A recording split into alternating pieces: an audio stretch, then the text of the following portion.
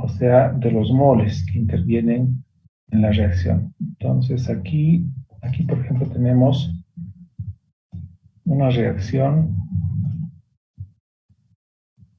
que es la reacción que realiza la pólvora cuando explota. Entonces, estos son los reactantes: nitrato de potasio, azufre, carbono. Cuando estos tres componentes reaccionan, se produce sulfuro de potasio, gas nitrógeno y gas dióxido de carbono. Bien, entonces veamos la reacción química. Este de aquí es el compuesto químico, es el nitrato de potasio. El nitrato de potasio tiene sus propiedades, tiene un color, es un sólido, tiene un sistema de cristalización, la forma de la molécula tiene una forma de la molécula, todo eso es característico del nitrato de potasio. Entonces aquí del nitrato de potasio podemos escribir su estructura de Lewis, por ejemplo, podemos determinar cómo es la forma de su molécula, etc. Y en todo eso nada tiene que ver este coeficiente 2. No es parte de la estructura del nitrato de potasio, sino que este 2 de aquí ya conocemos de dónde sale, recibe el nombre de coeficiente. Este coeficiente 2 resulta del balance de la reacción. En el caso de esta reacción, este 2, este coeficiente, se debe principalmente a que aquí el nitrógeno que se produce tiene un subíndice 2. Entonces, se necesitan 2 nitrógenos, entonces muy posiblemente aquí tiene que venir un 2, de manera de que haya 2 nitrógenos también presentes en el lado izquierdo. Claro que no es la única condicionante, eso depende de los otros también, depende también del balance electrónico, el balance de electrones, balance de carga eléctrica. Por ejemplo, aquí el carbono tiene estado de oxidación 0. En cambio, aquí, o sea, entre los reactantes, el carbono tiene estado de oxidación 0, pero lo que sucede a la derecha es que el carbono ya no está con un estado de oxidación 0, sino que tiene una carga 4 positivo, un estado de oxidación 4 positivo. Entonces, y eso no puede suceder así nomás. En este proceso, el carbono se ha oxidado, ha entregado 4 electrones y alguien tiene que recibir esos 4 electrones. Entonces, ¿quién ha recibido esos 4 electrones? Porque los electrones no pueden estar flotando por ahí. Si nadie los recibe, entonces volvería nomás aquí el carbono, no pasaría la reacción. Entonces, es también parte de un balance eléctrico, o digamos de electrones, y ese balance, por ejemplo, lo hemos visto en el método redox para el balance de reacciones. Entonces, son varias cosas las que se cumplen en esta reacción y de ahí resultan estos coeficientes. Bien. Luego tenemos el azufre, el carbono,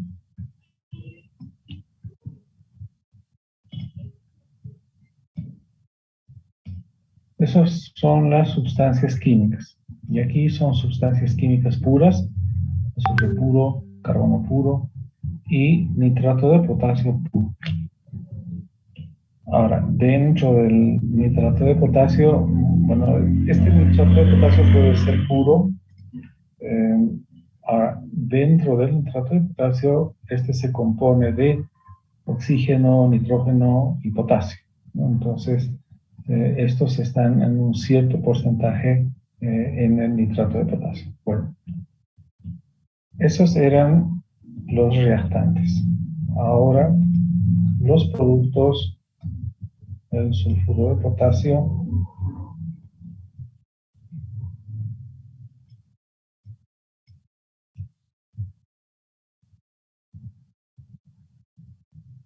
que también es un sólido. Entonces, todos estos de aquí son sólidos.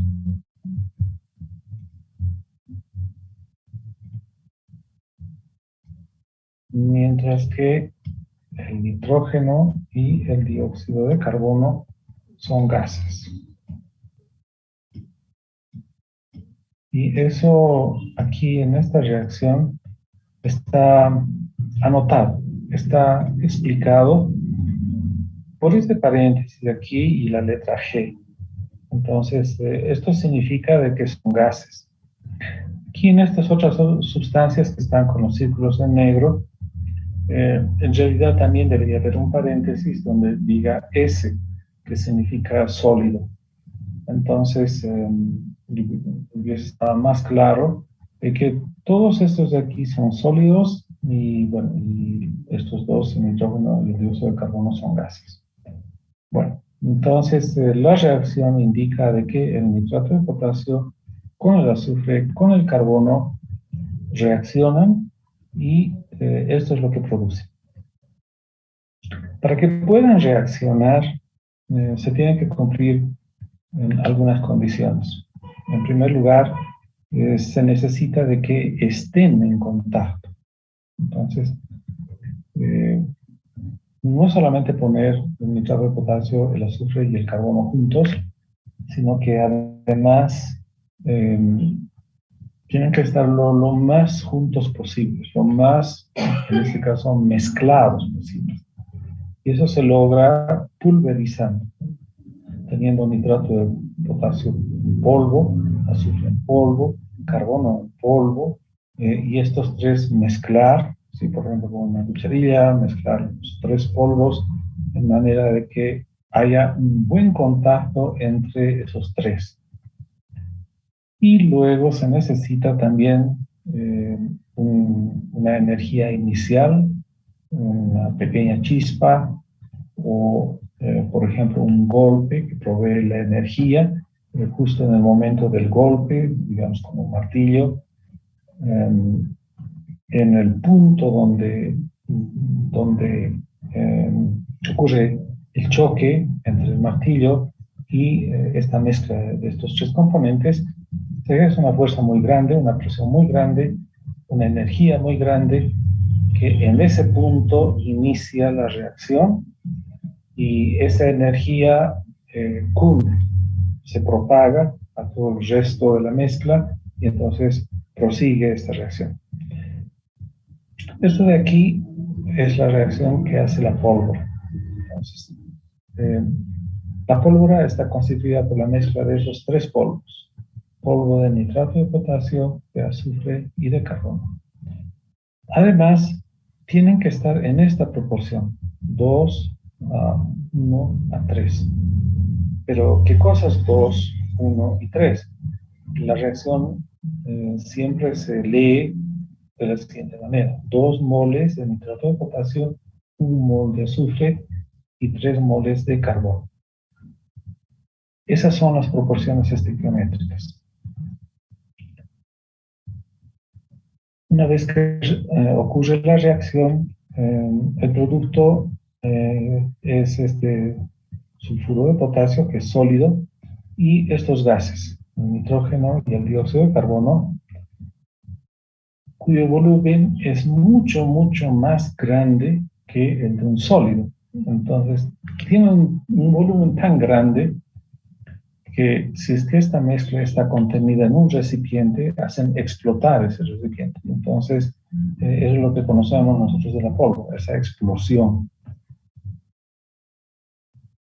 Bueno, ahora, ¿qué pasa cuando no están en la proporción correcta? O sea, cuando no se tiene 2 moles de nitrato de potasio, 1 mol de azufre y 3 moles de carbono en esa proporción. ¿Qué pasa si es que no ha habido suficiente carbono? Por decir, se han nichado, ¿lo ves? No han invertido lo suficiente en carbono. Y en vez de tener 3 moles, solamente tienen 1 mol.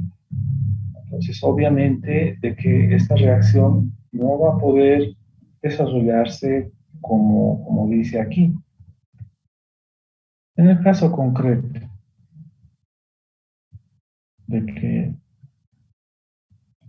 tuvieran solamente 1 mol de carbono, así, ¿qué sucedería? ¿Ocurriría o no ocurriría la reacción?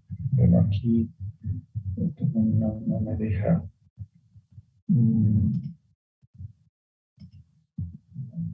me deja mostrar. Vamos a hacer lo siguiente, a ver si se puede.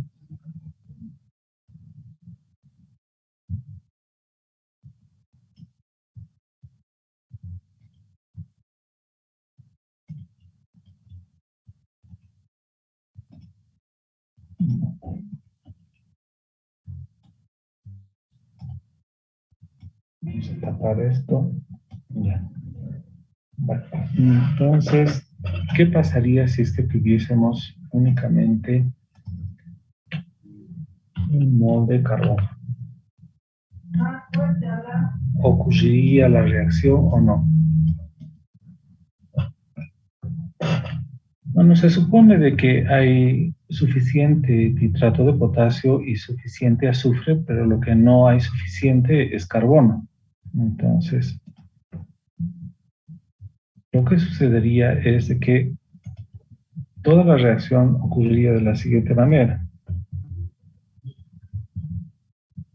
Sería 0,66 moles de nitrato de potasio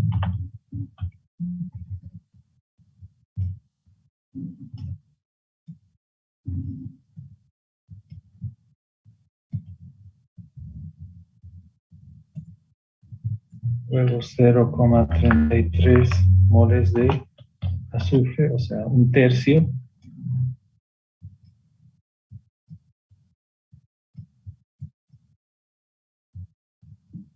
En esa proporción reaccionarían los reactantes.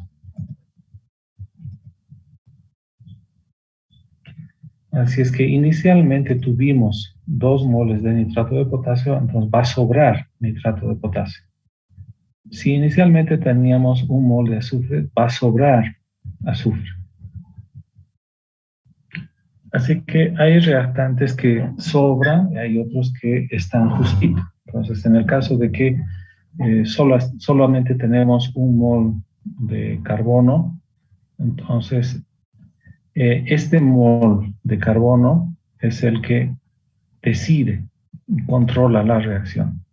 A este llamamos nosotros el reactivo limitante.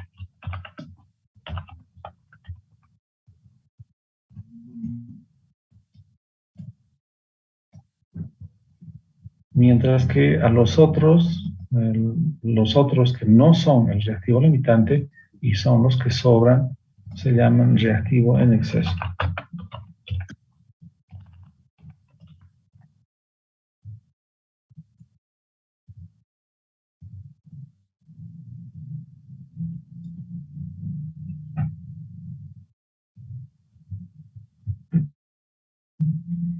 Los cálculos que se hacen en moles son mucho más fáciles. Como ustedes ven, si es que solamente tenemos 1 mol de carbono y resulta que teníamos que tener 3 de acuerdo a lo que dice la reacción química, de acuerdo a lo que dice la receta, podemos calcular fácilmente cuánto necesitamos de azufre y cuántos moles necesitamos de nitrato de potasio. Aquí el ejemplo ha sido calculado mentalmente, ha sido calculado rápidamente. Aquí necesitábamos 3 moles de carbono y si solamente tenemos 1 mol de carbono, entonces es que tenemos 1/3 de lo que dice la receta. Y entonces necesitábamos 1/3 también de lo que dice la receta en azufre, entonces 1/3 es 0,33. Y aquí también es 1/3, o sea, 2 dividido entre 3. Eso sale 0,66. Entonces, como ustedes ven, el cálculo se hace fácil. Igualmente, en el caso de los productos, el cálculo es sencillo. Si es que solamente tenemos un tercio, entonces lo único que vamos a poder producir es 0,33 moles de nitrógeno y 1 mol de dióxido de carbono.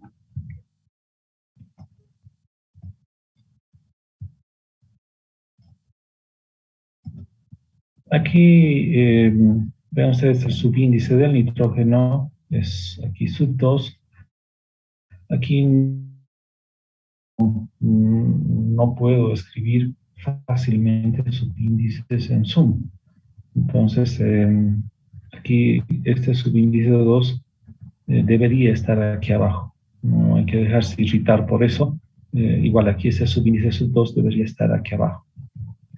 Bueno, entonces, como ustedes ven, los cálculos se hacen fáciles cuando los hacemos en términos de moles. Cuando, por ejemplo, teníamos el ejemplo del sándwich de queso, era fácil también calcular cuántos sándwiches se pueden producir, qué cosa va a sobrar, si va a sobrar pan o va a sobrar queso, era fácil de calcular. Donde se complica es cuando tenemos cálculos que se hacen en unidades de masa. Si era fácil calcular cuántos sándwiches se pueden producir con rebanadas de pan, es más difícil si es que decimos, por ejemplo, de que tenemos 200 gramos de pan. Ahí no es tan fácil saber cuántos sándwiches se pueden producir porque no sabemos cuánto pesa una rebanada de pan. Entonces es más complicado. Así como en el caso del pan, necesitaríamos saber el peso de una rebanada de pan. En el caso de las sustancias químicas, lo decisivo es el peso molar. Del peso molar hemos hablado, cómo calcularlo, y en varios ejemplos se van a familiarizar con el uso del peso molar. Bueno,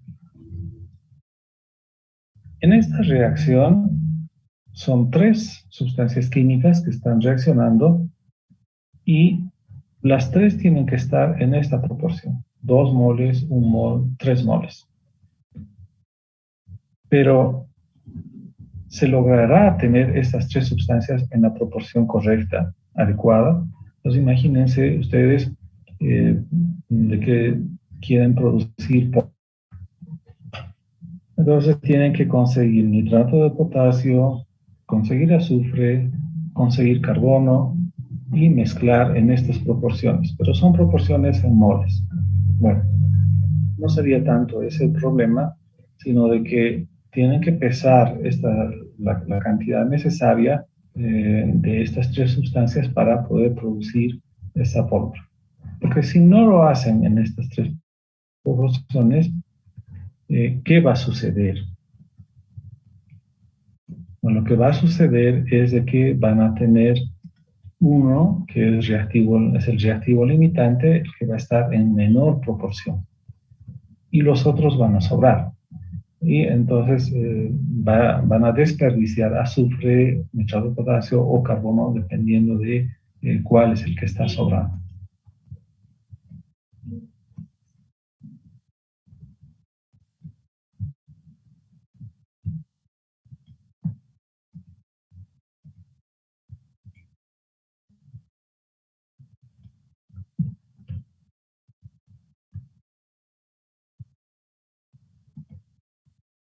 En este caso concreto, sabiendo que el peso atómico del carbono es igual a 12, y como no tiene ningún subíndice, eso es igual al peso molar.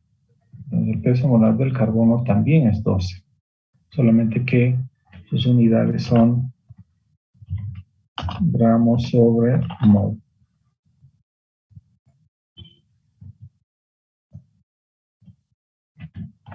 Luego, el peso atómico del azufre es igual a 32. Y como no tiene ningún subíndice, entonces su peso molar también es igual a 32. Sus unidades son gramos sobre mol. Lo que significa que un mol de azufre pesa 32 gramos. Y luego en el caso del nitrato de potasio, eso es un poco más complicado, porque necesitamos el peso atómico del potasio, que es igual a 39,1. Luego el peso atómico del nitrógeno, que es igual a 14. Y luego el peso atómico del oxígeno, que es igual a 16.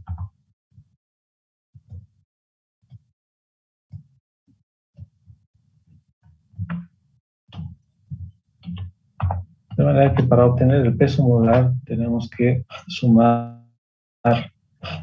todos ellos 3 veces el peso atómico del oxígeno,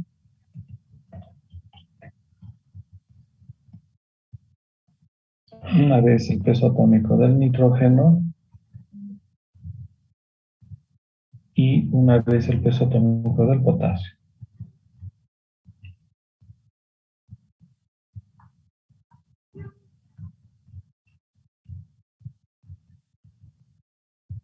Eso es lo que estoy haciendo ahora. Y eso sale 101,1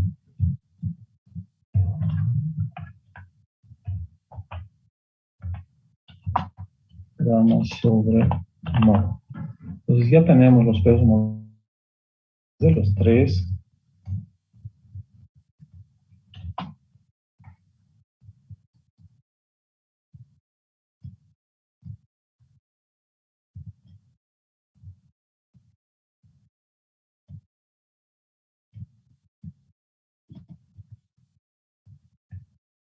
Y luego con esto escribimos la receta de la reacción.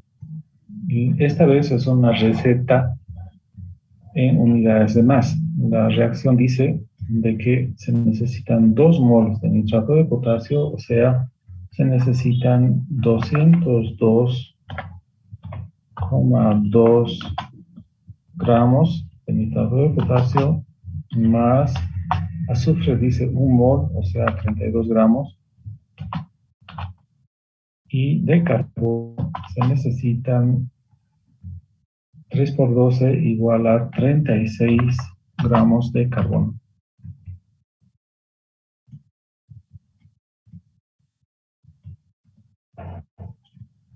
Entonces, la receta en unidades de masa es 202 gramos de nitrato de potasio más 32 gramos de azufre más 36 gramos de carbono. Ahora sí, ya tenemos la receta para producir la pólvora. Y les decía de que, ¿qué pasa si es que no se tienen las cantidades como dice la receta? Entonces, ¿qué pasa si es que únicamente tenemos, por ejemplo, 10 gramos de carbono? O para hacerlo más fácil, ¿qué pasa si es que tenemos únicamente 3,6 gramos de carbono?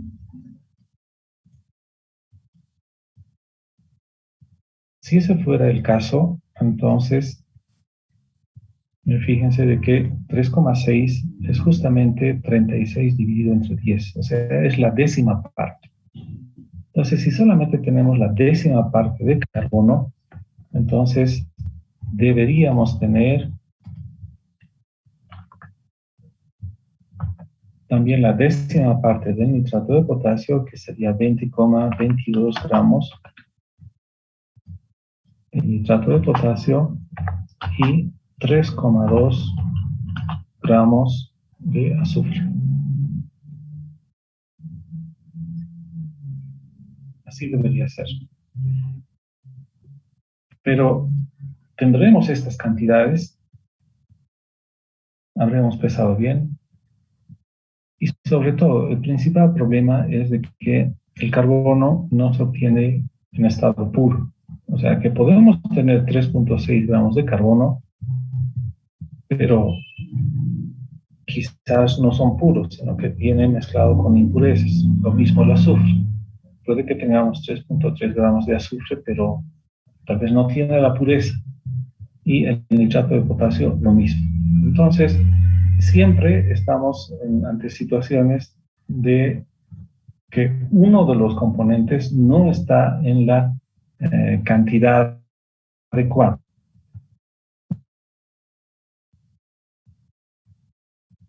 Obviamente de que hay ejercicios, digamos,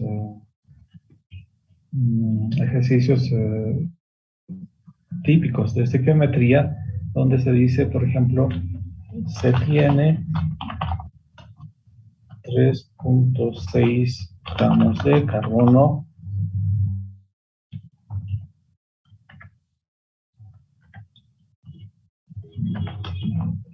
tampoco ese es el símbolo bien. Te pregunta cuántos gramos de azufre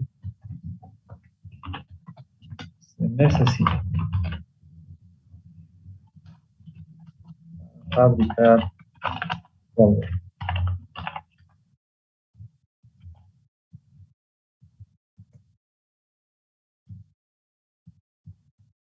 Bueno, la respuesta ya la tenemos porque tenemos la receta.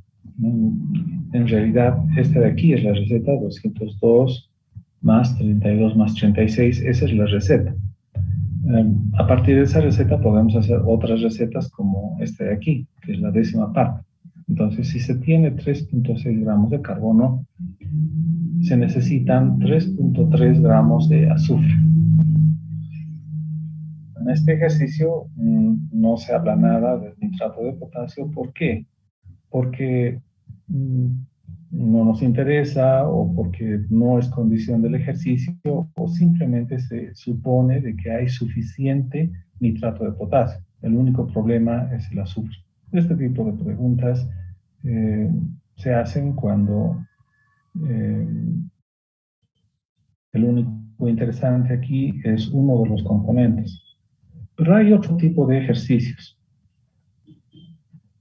Por ejemplo, se tiene 3,6 gramos de carbono y 2 gramos de azúcar.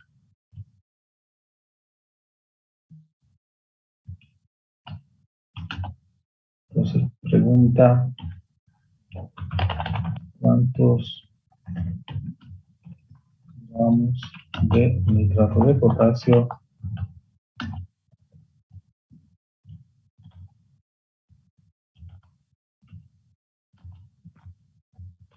se necesita.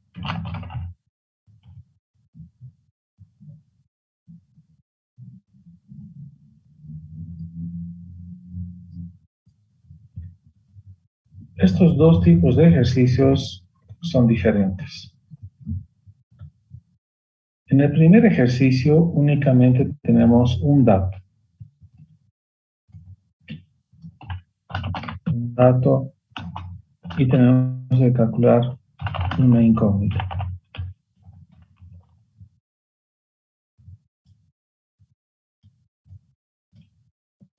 Mientras que en el segundo ejercicio tenemos dos datos y una incógnita.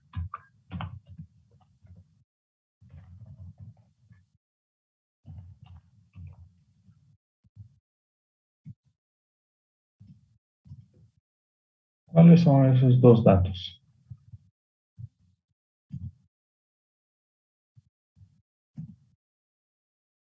$3.6 gramos de carbono, 2 gramos de azúcar. Esos son los dos datos.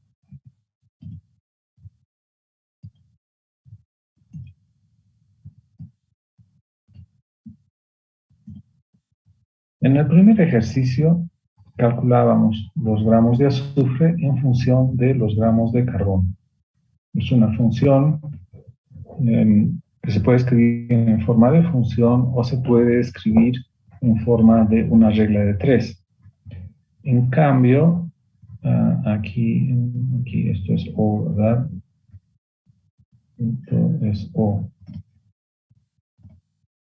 No lo puedo corregir.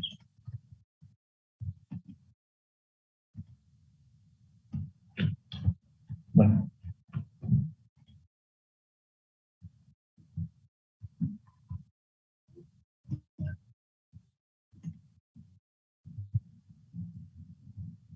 Aquí es O. Bien. En cambio, en el segundo ejercicio, el nitrato de potasio se puede calcular en función del carbono o en función del azufre, pero no se puede calcular en función de los dos. No se puede calcular en función del carbono y al mismo tiempo en función del azufre. Si se acuerdan, dijimos de que los problemas de estequiometría los vamos a resolver mediante el uso de una regla de 3, y en una regla de 3 solamente se utilizamos la regla de 3, aun cuando utilizamos otros métodos, no se puede calcular una sustancia química en función de otras dos sustancias químicas, sino que es necesario hacer dos cálculos por separado. Cuando se tienen dos datos, invariablemente tenemos un problema de reactivo limitante. Un problema de reactivo limitante significa que hay uno que es el reactivo limitante y hay otro que va a sobrar. ¿Cuál será el reactivo limitante en este ejercicio? Bueno, la receta dice de que se necesitan 3.6, aquí está la receta, 3.6 gramos de carbono y 3.3 gramos de azufre. Obviamente que se necesita también nitrato de potasio, pero justamente eso es lo que se pretende calcular con el ejercicio. Entonces, 3.6 gramos de carbono tenemos, sí tenemos 3.6 gramos de carbono. Y ahora, 3.3 gramos de azufre tenemos, y resulta de que no, solamente tenemos 2 gramos de azufre. Entonces, de estos datos, entendemos rápidamente de que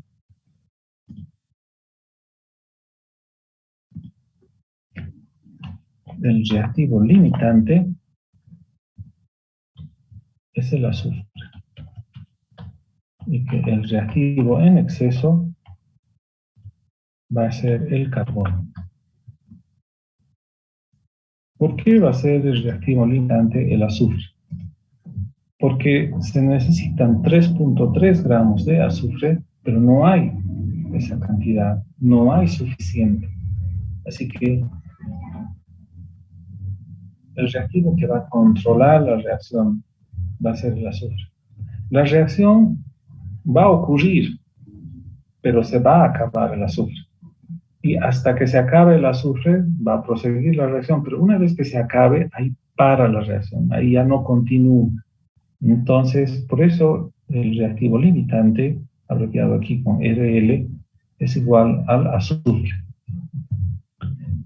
Ahora, una vez que se acaba el azufre, ya no prosigue la reacción, ya no continúa, y entonces ya no se consume, ya no se utiliza más el carbono. Así que lo que va a sobrar es carbono. Una vez que se ha determinado cuál es el reactivo limitante, aquí el azufre, entonces la cantidad necesaria de nitrato de potasio se calcula en función del reactivo limitante. ¿Para qué vamos a utilizar más nitrato de potasio si es que no hay suficiente azufre? Esa es la importancia de determinar el reactivo limitante. Este ejercicio que hemos resuelto aquí, sabiendo cuál es el reactivo limitante y cuál es el reactivo en exceso, ha sido fácil porque las cantidades son fáciles. Sabíamos que necesitábamos 3.6 gramos de carbono y casualmente el dato es también 3.6 gramos de carbono. Y entonces podemos comparar, visualmente podemos comparar si es que hay suficiente o no hay suficiente de un reactivo. No siempre va a ser así. no siempre las cifras van a coincidir con la receta. Así que tenemos unas cifras que a simple vista no podemos comparar, no sabemos si es que van a ser suficientes o no.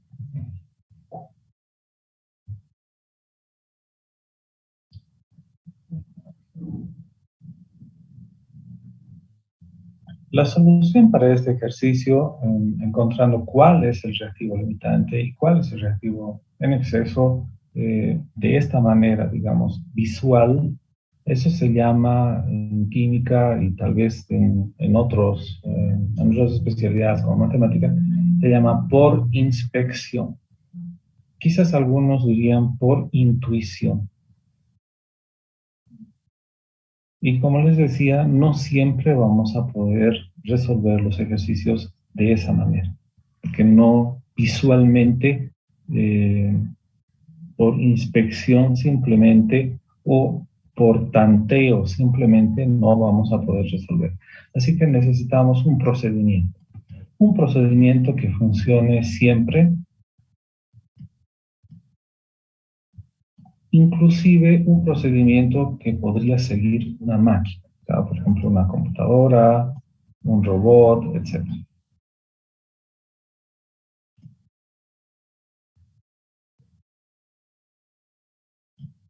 Bueno, eh, el azufre normalmente no se presenta, como dice en la reacción, de que no tiene subíndice.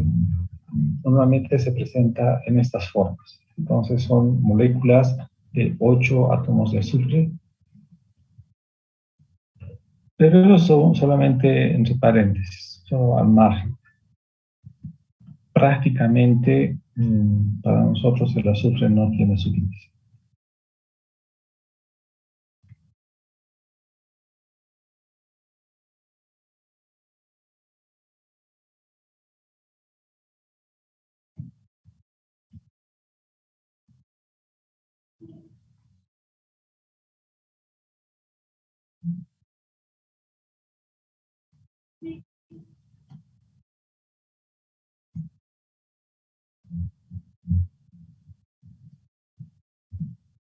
Bien, entonces, ¿cómo averiguar cuál es el reactivo en exceso? O sea, aquí tenemos una reacción, digamos, genérica, donde tenemos tres reactantes, R1, R2, R3, y donde R minúscula son los coeficientes, R1, R2, R3 también, y se obtienen productos. Aquí, por ejemplo, cuatro productos, P1, P2, P3, P4, con sus respectivos coeficientes P1, P2, P3, P4 minúsculo. Entonces, el procedimiento es así. Se escoge un producto. Entonces, por ejemplo, P1. Entonces, este producto eh, es el que hemos escogido. Y este es un problema de reactivo limitante porque nos han dado los datos de estos tres reactantes. En nuestro ejemplo hubiera sido, por ejemplo, se tiene tantos gramos de carbono, aquí estaba el carbono, se tiene, por decir, 5 gramos de carbono, después aquí estaba el azufre, se tiene 3 gramos de azufre y se tiene, por decir, 30 gramos de nitrato de potasio. ¿Cuál de ellos es el reactivo limitante? ¿Cuál es el reactivo en exceso? ¿Cuánto se va a consumir de cada uno? ¿Cuánto va a sobrar? Entonces, ese es el problema. Entonces, un procedimiento que siempre va a funcionar va a ser este que estamos proponiendo aquí. Se escoge un producto. Entonces, este de aquí. Este es el producto P1 y aquí el coeficiente es P1 minúsculo. Entonces, por ejemplo, el gas nitrógeno o la sal sulfuro de potasio o el gas dióxido de carbono, cualquiera de los tres productos que se producía en la reacción de la pólvora. Entonces, escogemos un producto que es P1 y ese P1 se calcula en función de un reactante, por ejemplo, R1. Luego, ese mismo producto, P1, se calcula en función del otro reactante. que sería R2. Luego, el mismo producto se calcula en función del tercer reactante, que sería R3. Aquí está expresado en forma de función. P1 es una función de R1, función de R2 y función de R3. Estos son cálculos. Es decir, R1, la cantidad de R1 es conocida, la cantidad de R2 también y la cantidad de R3 también. Y lo que se calcula es el producto, pero tiene que ser el mismo producto. Entonces vamos a tener tres resultados. ¿Cómo se calcula esto? Producto 1 en función de R1, por ejemplo, con una regla de 3. Obviamente que para resolver la regla de 3, primero tenemos que tener la receta. Pero, ¿cómo obtener una receta? Bueno, eso ya hemos visto, ya lo hemos analizado. En el caso de la pólvora, necesitábamos los pesos molares de la pólvora, luego multiplicar por los coeficientes de cada uno de ellos respectivamente y entonces se obtenía la receta en unidades de masa. Bien, entonces son tres cálculos que hay que hacer. Una vez que se hacen esos tres cálculos, tenemos tres resultados, es decir, aquí gramos de nitrógeno y gramos de nitrógeno. Tenemos tres resultados. Solo uno de ellos es el correcto. El correcto es el menor, porque solo se produce la cantidad de nitrógeno que determina, que manda, por así decir, el reactivo limitante. ¿Por qué? Porque se acaba el reactivo limitante y ya no se produce más producto. Entonces, por eso se escoge el menor. Si el menor se ha obtenido en este cálculo, entonces significa que R2 es el reactivo limitante. O si es que el menor se ha obtenido mediante este cálculo, entonces significa que R1 es el limitante. Y así sucesivamente. Entonces se compara el resultado de aquí, el resultado de aquí, el resultado de aquí, se compara y se escoge el menor y ahí sabemos cuál había sido el reactivo limitante. Una vez que se tiene el reactivo limitante, entonces a partir de ese momento todo lo verdadero, todo lo que realmente ocurre, depende del reactivo limitante. Ese es el cálculo cierto, ese es el cálculo correcto de lo que va a suceder, de cuánto se va a consumir y de cuánto se va a producir.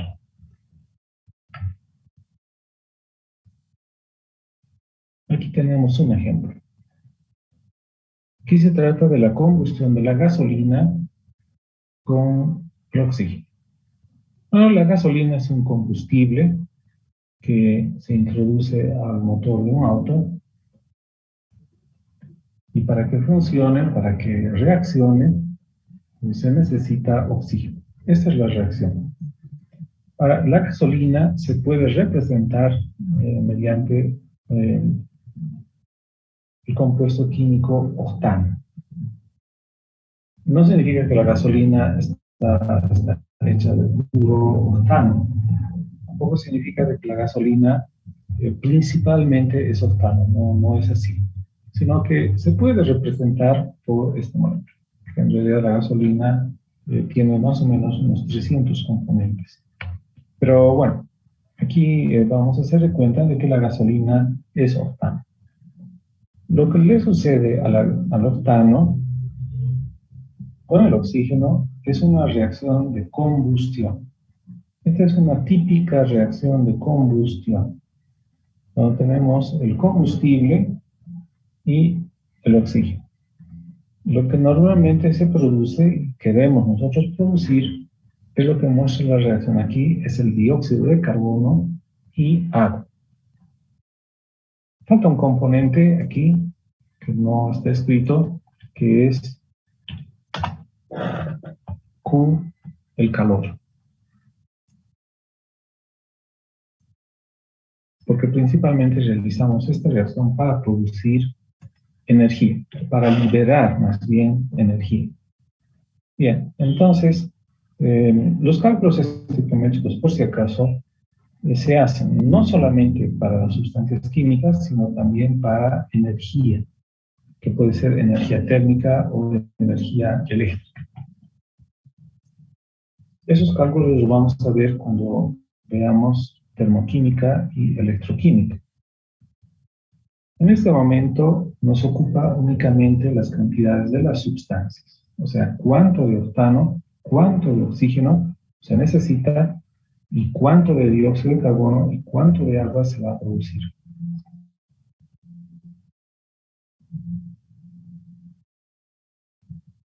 Luego,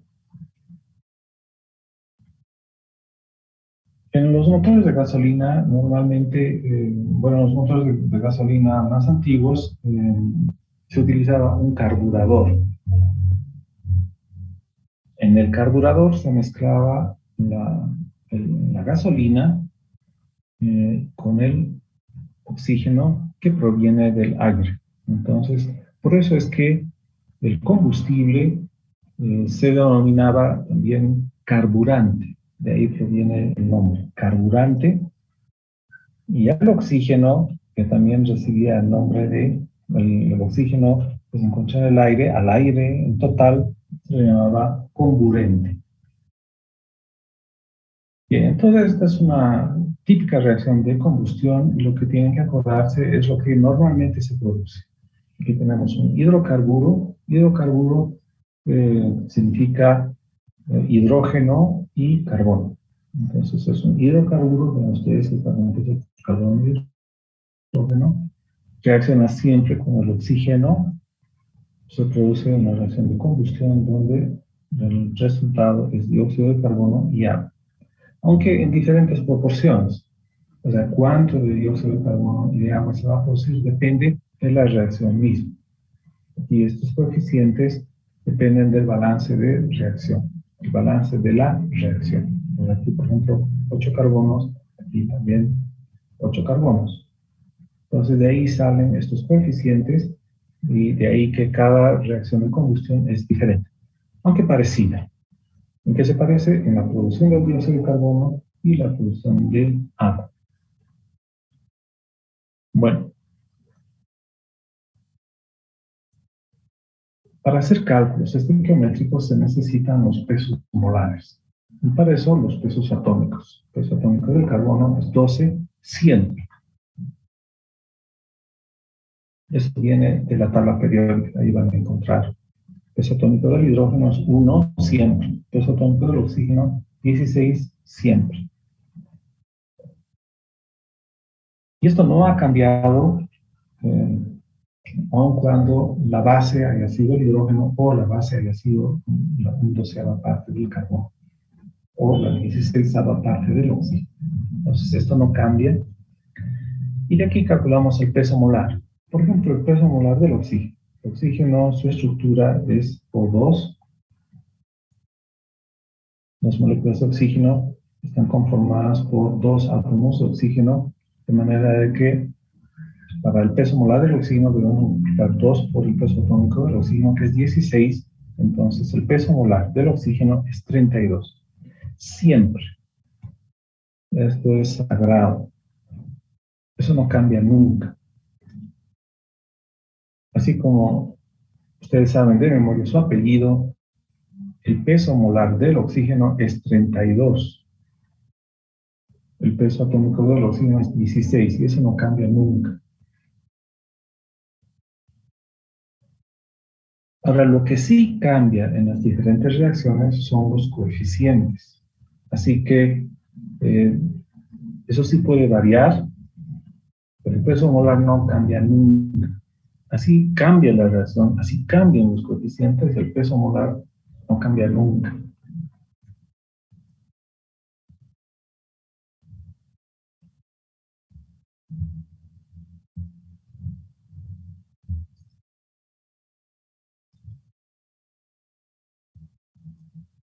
Luego, el dióxido de carbono.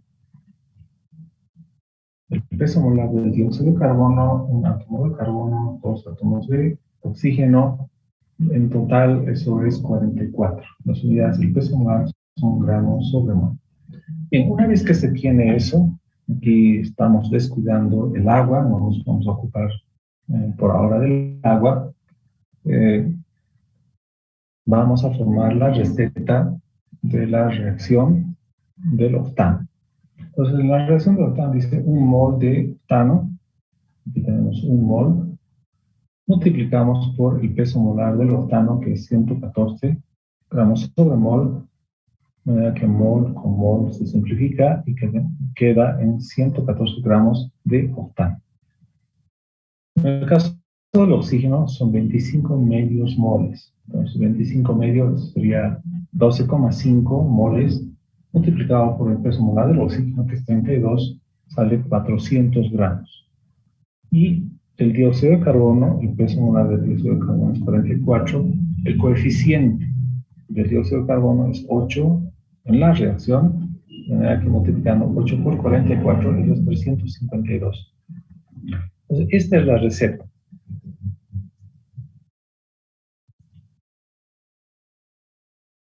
La receta en unidades de masa. Dice así la receta. 114 gramos de octano deben reaccionar con 400 gramos de oxígeno y producen 352 gramos de dióxido de carbono. También se produce agua, pero en este momento no nos interesa mucho el agua. Así que esa sería la receta. Y en particular, si ustedes son mecánicos o si es que están calculando el rendimiento del motor, la producción de energía, la producción de energía eléctrica, etcétera. Entonces, lo que les interesa es cuánto de combustible tienen y, bueno, para que este combustible pueda reaccionar se necesita oxígeno. Entonces, principalmente entre esos dos, combustible y el oxígeno. Entonces, la receta en masa para esos dos sería 114 gramos de octano reaccionan con 400 gramos de oxígeno.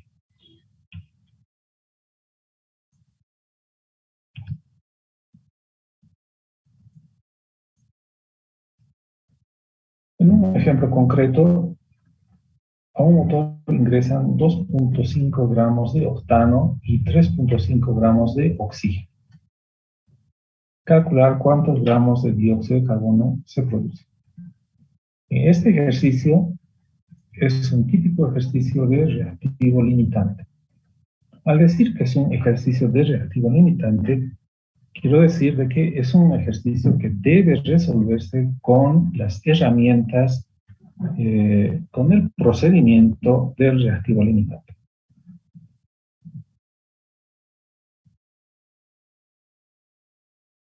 Eso del procedimiento no lo voy a evaluar. Cuando vemos examen, no importa con qué procedimiento ustedes calculen, pueden tener su propio procedimiento de reactivo limitante.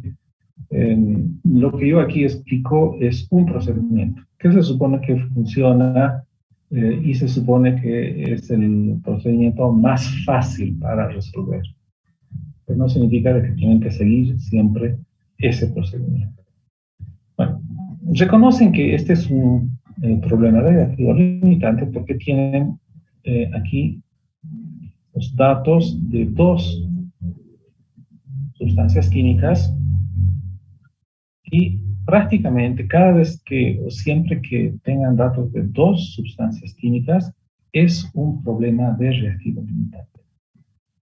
Aquí es más evidente todavía cuando los datos de esos dos reactivos son reactantes. O sea, cuando tienen datos de dos sustancias químicas y estas dos sustancias químicas se encuentran a la izquierda de la flecha de la reacción química. Aquí tenemos el combustible, 2.5 gramos de octano, y tenemos el oxígeno necesario para la combustión, 3.5 gramos de oxígeno.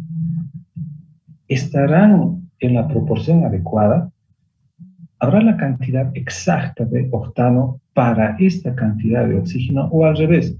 Para esta cantidad de oxígeno, ¿habrá la cantidad exacta de combustible? No se sabe. Y prácticamente sería una casualidad extrema, ¿ya? Como anillo al dedo, como dos piezas de rompecabezas que encajarían justito.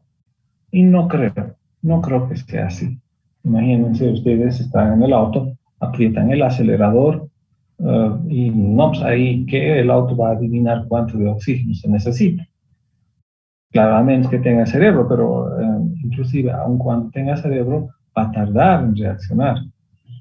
Así que no creo que estas dos cantidades estén justo en las cantidades necesarias. Esas cantidades necesarias, justas, hubieran sido lo que llamamos nosotros condiciones estequiométricas exactas.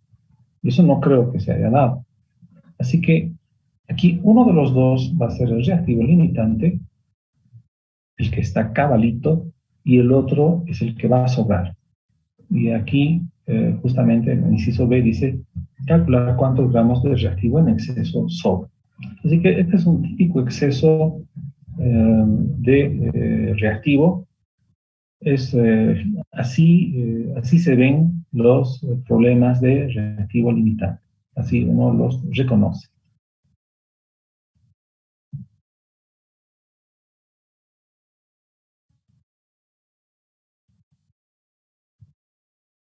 Bien, el procedimiento eh, consistía en lo siguiente. Escogemos un producto. Aquí, como en el inciso B, no, en el inciso A, dice cuántos gramos de dióxido de carbono se producen. ¿Por qué? Porque generalmente en una reacción, eh, uno de los productos es interesante. Podría ser la energía, podría ser, en este caso, es un contaminante, es el dióxido de carbono. Entonces, escogemos un producto, ya, y el inciso A ya nos dice cuál producto. Ahora, si es que no dice, pues nosotros escogemos uno de ellos, puede ser cualquiera. Aquí escogemos el producto dióxido de carbono. Entonces, el dióxido de carbono calculamos en función aquí del oxígeno. Entonces, aquí, 400 gramos de oxígeno producen 352 gramos de dióxido de carbono. El dióxido de carbono se calcula en función del oxígeno. Este cálculo lo hacemos por o mediante el uso de una regla de tres. La regla de tres tiene dos filas y dos columnas. La primera fila es el fundamento teórico. Esa primera fila viene de la receta. 400 gramos de oxígeno, 352 gramos de dióxido de carbono. Veamos, aquí está. 400 gramos de oxígeno producen 352 gramos de dióxido de carbono. Eso era la receta. Eso va en la primera fila. En la segunda fila viene el dato y la incógnita. Como estamos calculando el dióxido de carbono en función del oxígeno, nos hemos buscado qué tiene que ver el oxígeno con el dióxido de carbono. Aquí nos hemos olvidado por completo del combustible. ¿Por qué? Porque es una función solamente entre dos, la variable dependiente y la variable independiente. Entonces el dióxido de carbono depende del oxígeno. Bien, entonces buscamos en la receta qué es lo que dice acerca del oxígeno y del dióxido de carbono. Y ahora anotamos el dato. El dato es el oxígeno. Entonces anotamos 3.5 gramos de oxígeno. ¿Y dónde lo anotamos? Puede ser en esta casilla de la izquierda o en la casilla de la derecha.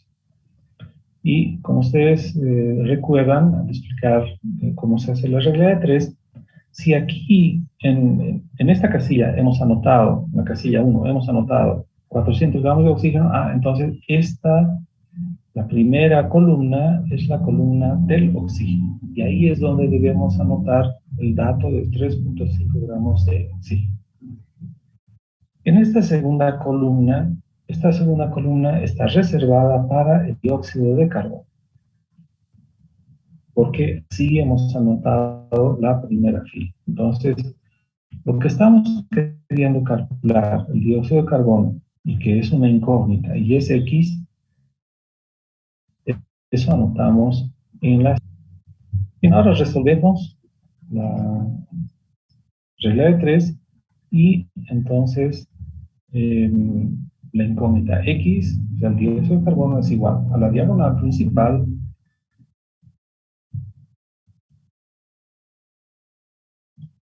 dividido entre el extremo opuesto. O sea, 3.5 multiplicado por 352 dividido entre 400. Y esto está aquí. Anotando las unidades, tenemos gramos de oxígeno, gramos de dióxido de carbono. En el denominador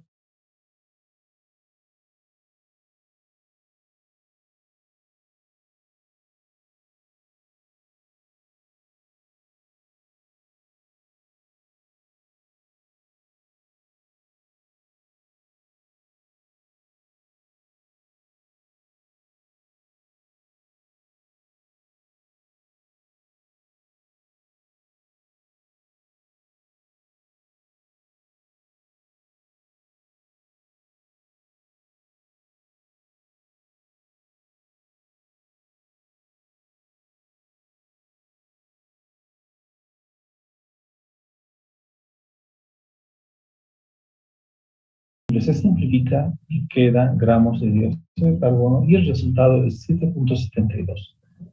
Unidades son gramos de dióxido de carbono. Así que tenemos dos resultados. Por un lado, 3.08 de la anterior regla de 3, aquí está, y 7.72 de la segunda regla de 3. Solo uno de esos dos resultados es el correcto. No pueden ser los dos correctos a la vez. Y el correcto es el menor.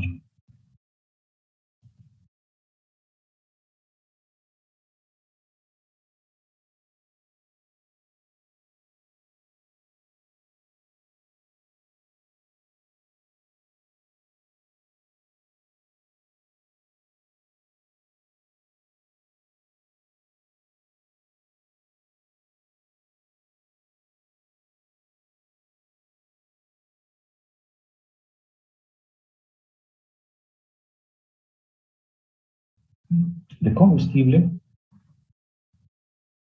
¿cuánto de reactivo en exceso sobra? Primero hay que calcular cuánto se consume. El consumo de combustible depende del oxígeno para este ejercicio. ¿Por qué? Porque hemos averiguado que en este ejercicio, para los datos que tenemos, para las condicionantes que tenemos, el oxígeno es el limitante. De manera que el combustible tenemos que calcular en función del oxígeno. El reactivo combustible tenemos que calcular en función del reactivo limitante. Y no al revés. Entonces, ¿cuánto de combustible se consume? Eso se calcula nuevamente con una regla de 3. En la primera fila tenemos que anotar los datos de la receta. Nuevamente, a ver, ¿qué es lo que queremos calcular? Combustible en función del oxígeno. La receta, ¿qué dice con respecto del combustible y el oxígeno? Dice que 114 gramos de octano necesitan 400 gramos de oxígeno. Entonces, en función del oxígeno. ¿Y cuánto oxígeno tenemos? Según el ejercicio, el dato es 3.5 gramos de oxígeno. Entonces, eso anotamos en la columna del oxígeno. 3.5 gramos. Y el combustible que se va a consumir es X. y se despeja de la regla de 3. Bueno, entonces aquí ven ustedes que X se ha anotado en la casilla número 3. Esta es la casilla 1, esta es la casilla 2, la casilla 3, es la casilla 4. Entonces, la incógnita X, lo que queremos calcular, el combustible, tiene que anotarse en esta casilla. ¿Por qué? Porque esta es la columna del octano. Entonces, eso es lo que queremos calcular. Y el dato, que es el oxígeno, tiene que estar en esta casilla 4. ¿Por qué? Porque esta es la casilla del oxígeno, perdón, la columna del oxígeno. Entonces, resulta de que X está aquí y no está a la derecha como estábamos acostumbrados. Pero no hay problema. Para resolver la regla de 3, multiplicamos la diagonal principal y dividimos entre el extremo opuesto. Siempre mantenemos eso como lema para resolver la regla de 3. Entonces, la incógnita es igual a la diagonal principal, la multiplicación de la diagonal principal, 114 por 3.5. Vean ustedes aquí, 114 multiplicado por 3.5, dividido entre el extremo opuesto, que es 400, dividido entre 400, con sus correspondientes unidades, 114 gramos de octano, 3.5 gramos de oxígeno y 400 gramos de oxígeno. Entonces, oxígeno con oxígeno aquí se simplifica y lo que queda es gramos de octano. Aquí está. Y el resultado es 1. Significa de que para 3.5 gramos de oxígeno se necesita únicamente 1 gramo de octano. Lo único que se va a consumir es 1 gramo de octano. Pero inicialmente teníamos 2.5 gramos de octano. O sea que va a sobrar 2.5 menos 1, va a sobrar 1.5 gramos de octano.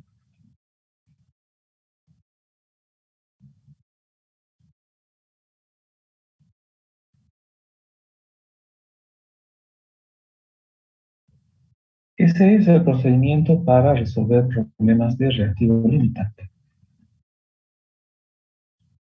¿Tiene alguna pregunta hasta aquí?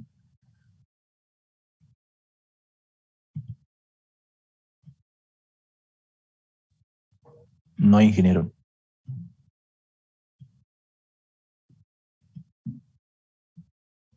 Los automóviles recientes, más modernos, tienen un cerebro y un sensor lambda. ¿Saben qué significa lambda? ¿Alguno sabe?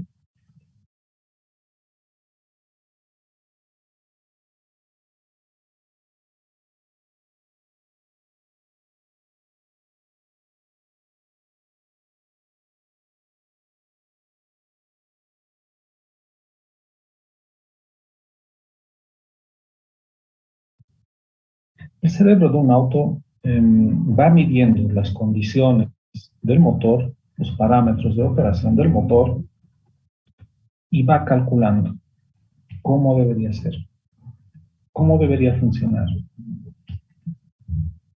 Una de las cosas que puede regular es la cantidad de aire.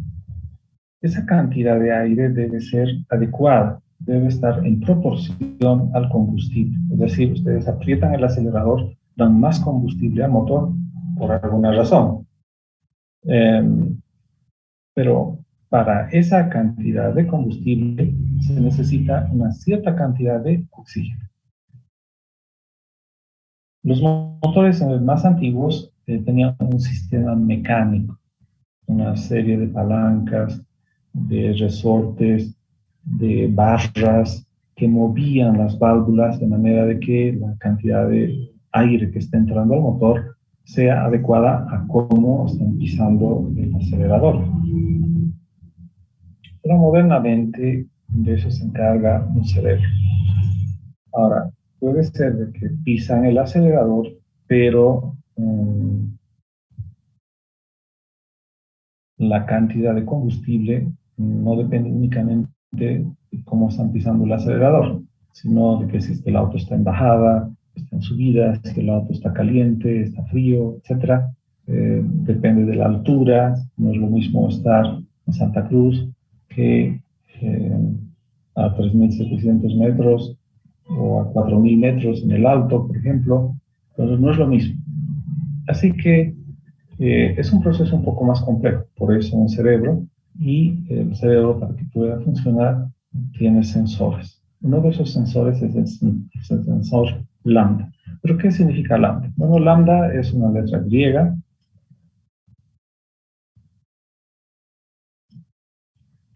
que en el mundo técnico, lambda significa masa de aire real sobre la masa de aire teórica. Es decir, para una cierta cantidad de combustible se necesita una cantidad de aire teórica, pero ¿habrá eso en ese momento? Entonces, la masa de aire real dividida entre la masa de aire teórica, eso es lambda. Ahora,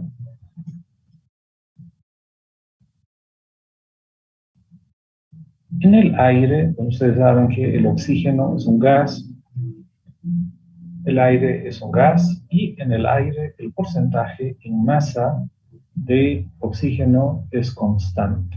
Así que no varía, simplemente una constante, así que multiplicando por una constante, lambda en realidad también puede expresarse como masa de oxígeno real dividida entre la masa de oxígeno teórica.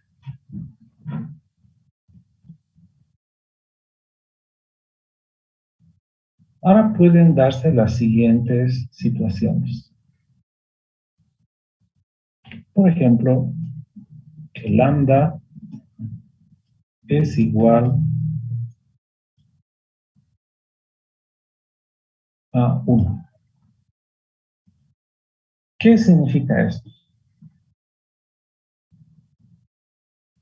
Si lambda es igual a 1, significa que la masa de oxígeno real es igual a la masa de oxígeno teórica.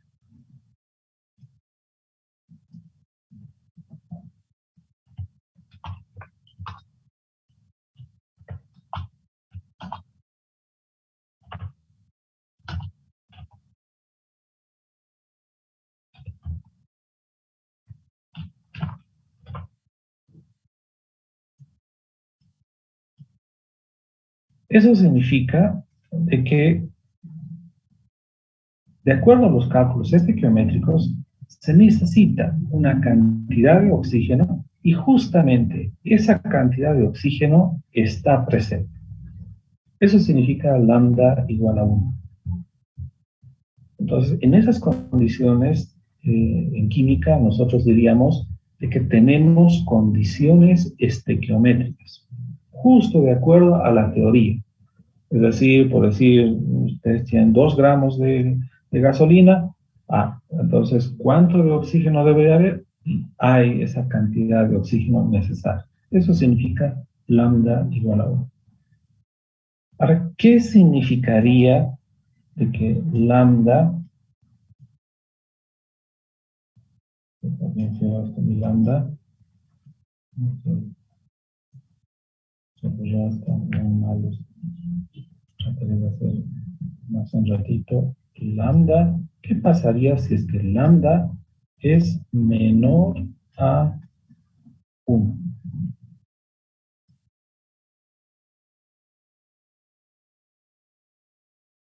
Pues aquí está la definición de lambda. ¿Qué pasa si es que lambda es menor a 1? Bueno, entonces, analizando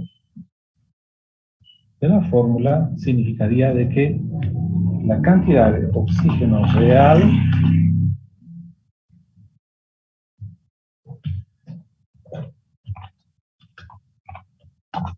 es menor a la cantidad de oxígeno teórico.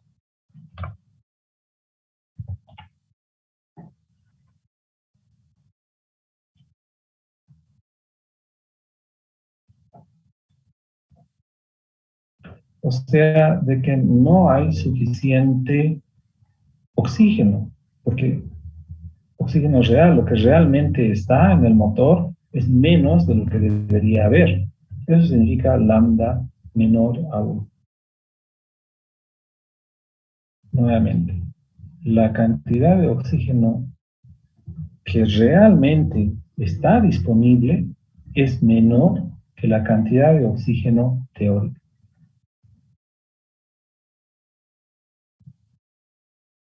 En esas condiciones tenemos combustible y oxígeno,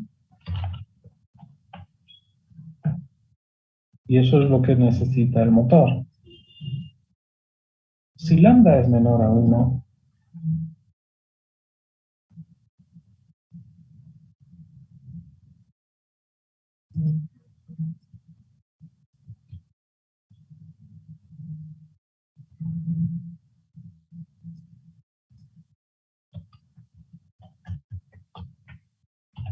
si lambda es menor a 1,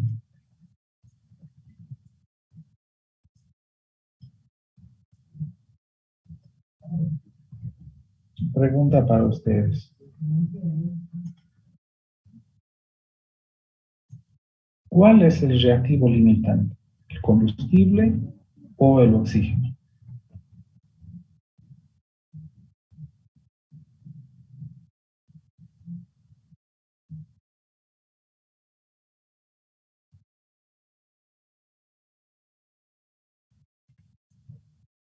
¿Alguien puede decir? El combustible.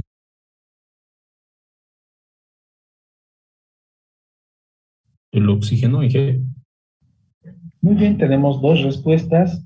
Eh, no sé quién habrá dicho a una o la otra, no ni he visto ni tampoco importa mucho. Lo importante es de que hablen, lo importante es que intenten. El resultado nos ayuda a aprender a todos, tanto el que dice un resultado, tanto el otro.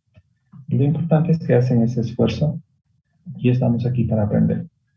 Bien, si es que el oxígeno real es menor a lo que debería haber, entonces no hay suficiente oxígeno. No hay suficiente oxígeno. O sea que el oxígeno se va a acabar primero. Y entonces el oxígeno es el reactivo limitante. El reactivo limitante es el oxígeno. Oxígeno.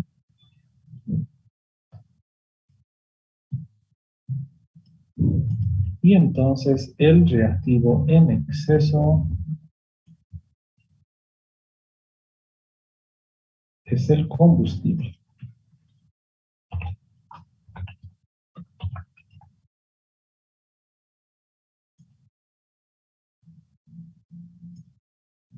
Entonces, el que controla aquí el motor, el que controla la situación, cuán rápido va a ir el vehículo, cuánta energía va a producir, cuánto poder, cuánto power, cuánta fuerza de torque, todo va a depender del oxígeno. Si es que lambda es menor a 1. Y lo que va a sobrar es combustible.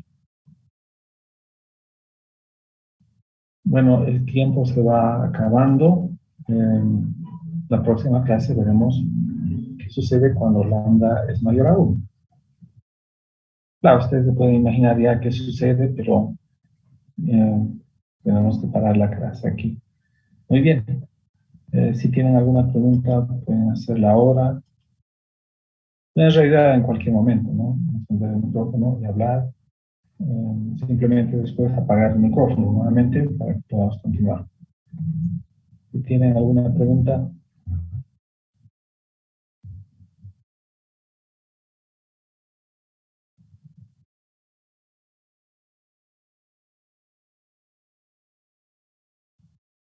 Si no es el caso, quedaremos aquí y continuamos mañana con lambda mayor aún. Muy bien, buenas noches. Buenas noches, Inge. Buenas noches, Inge. Hasta mañana, Inge. Hasta luego, ingeniero.